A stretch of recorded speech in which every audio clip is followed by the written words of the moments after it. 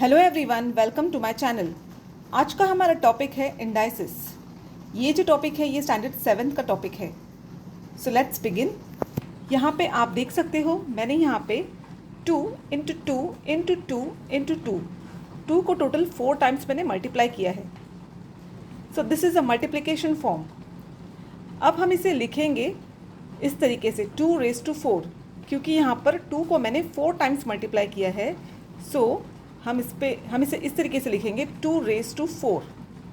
अब यहाँ पे ये जो 2 है इसे कहा जाता है base. This is called as a base and this 4 is called as index.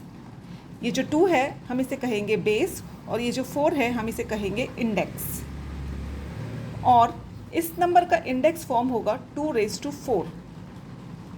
इसे हम इस तरीके से भी रीड कर सकते हैं 2⁴ और 2⁴।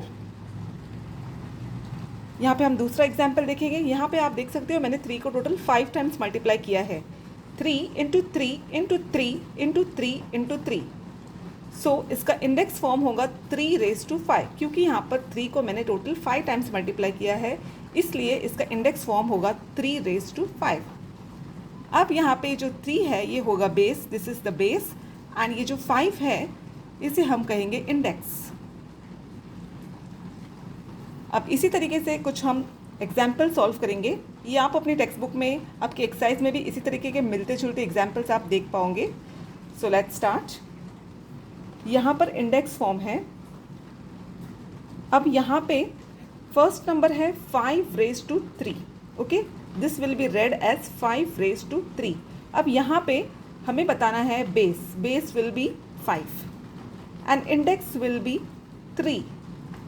अब इसका मल्टीप्लिकेशन फॉर्म होगा 5⁵3। That means you will multiply 5 3 times. 5 into 5 into 5। So this will be the multiplication form. अब जब आप 5 इंटू 5 इंटू 5 करोगे, जब आप इसको मल्टीप्लाई करोगे तो जो आपको आंसर आता है, जैसे कि यहाँ पर मुझे आंसर आया 5 इंटू 5 इज़ 25 एंड 25 5 are 125। सो ये जो 125 है ये उसका वैल्यू कहा जाता है। This will be the value. Now coming to the second example, -8⁵2। So this is the index form, -8⁵2। अब यहाँ पर ये जो -8 है this will be the base और ये जो 2 है this will be the index। अब यहाँ पे आप मल्टीप्लिकेशन फॉर्म में -8⁵2 है, सो इसलिए आप -8 को 2 बार मल्टीप्लाई करोगे, -8 इंटू -8। अब इसका वैल्यू आपको फाइंड करना है। ये तो आपको पता ही होगा, minus into minus becomes plus, 2 negative makes the positive. So -8 into -8 will give you 64. Ab next sum 14⁴. This is the index form 14⁴. This will be read as 14⁴. अब यहाँ पे जो 14 है this will be the base and 4 will be the index.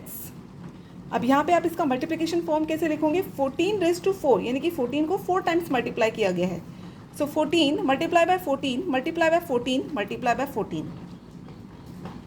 अब यहाँ पे आपको 14 को टोटल 4 टाइम्स आपको इसको मल्टीप्लाई करते जाना है। 14 इंटू 14, फिर जो आंसर आएगा उसके साथ में फिर से 14 से मल्टीप्लाई करना है और फिर यहाँ पे जो आंसर आए इसे आप फिर से 14 से मल्टीप्लाई करिए। तो जब आप इस तरीके से मल्टीप्लाई करोगे यहाँ पे आपको आंसर आता है 38,416। याद रहे आपको 14 इंटू 4 नहीं करना है, आपको 14 इंटू 14, फिर जो आंसर आएगा उससे फिर से 14 से करना है और फिर जो आंसर आएगा उससे फिर से 14 करना है, 14 से मल्टीप्लाई करना है। सो इस तरीके से आप 14 को टोटल 4 टाइम्स मल्टीप्लाई करोगे तो आपको आंसर आएगा 38,416। Now the next number is 3/7⁵3। This is the fraction form 3/7⁵3। Now in this 3/7 this is the base and this 3 is the index. Now multiplication form will be 3/7⁵3। that means 3/7 इसको 3 times multiply किया गया है, 3/7 into 3/7 into 3/7। अभी यहाँ पर आपको इसको multiply करना है, तो 3 into 3 into 3 this will give you 27। 3 3s are 9, 9 3s are 27 and 7 into 7 into 7, so this will give you 343। सो इस तरीके से ये आ जाएगा आपका वैल्यू। अब हमारे पास लास्ट है 8⁵1। सो 8 रेस टू 1, इसमें यहाँ पे 8 जो है ये आपका बेस होगा और raise to 1, that means this is the index. अगर कुछ नहीं भी लिखा है, ओनली 8 है, तो उसका इंडेक्स 1 ही रहेगा, nothing is that means 1। So in this 8 raise to 1, 8 is the base, index is 1। अब इसका मल्टीप्लिकेशन फॉर्म में 8 raise to 1, that means 8, only 1, 8, and इसका वैल्यू भी 8 ही रहेगा क्योंकि ये 8 रेस टू 1 है, only 1। So 8 multiply by 1 is 8, and इसका वैल्यू भी 8 ही रहेगा।